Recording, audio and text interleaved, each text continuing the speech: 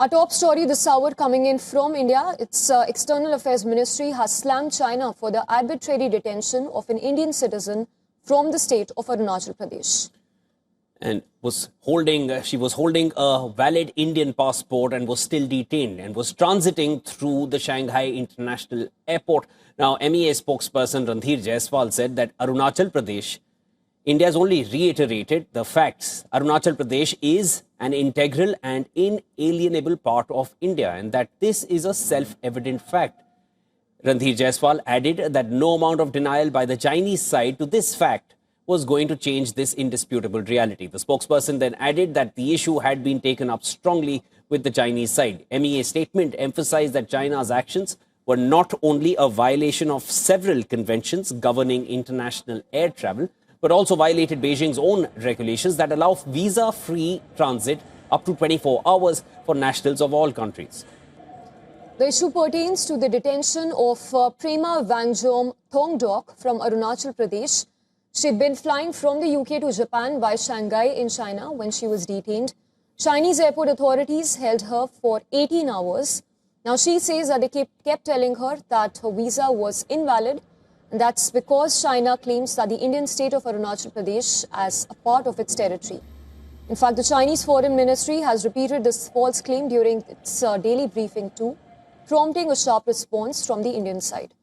Over the years, Beijing has falsely claimed that Arunachal Pradesh, which China calls Zagnan, is Chinese territory, and New Delhi has repeatedly reminded China of the facts, emphasizing that Arunachal Pradesh is an integral and inalienable part of India, and no amount of falsehood from Beijing is going to change ground realities.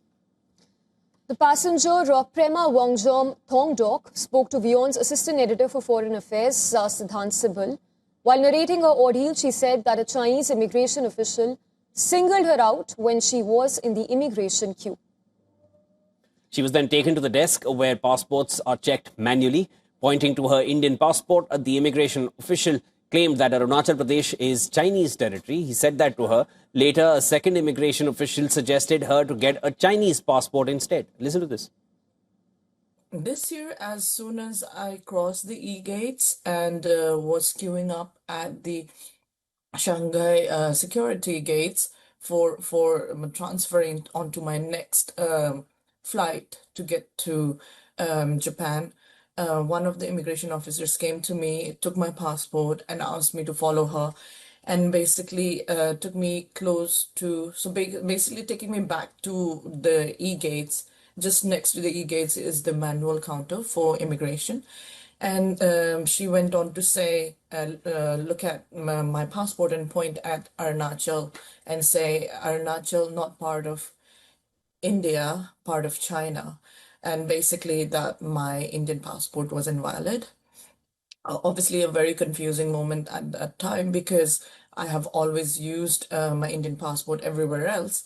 And she refused to accept an Indian passport as a form of travel document. And basically, even between the walk from that part of the airport to the other, the immigration officer, the second immigration officer, was quite rude, and she basically went on to say, why don't you apply for a Chinese passport? We cannot let you go.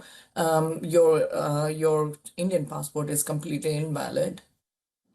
The incident comes weeks after India and China reached an agreement to resume direct commercial flights and ease visa restrictions, measures intended to stabilize ties after years of strain.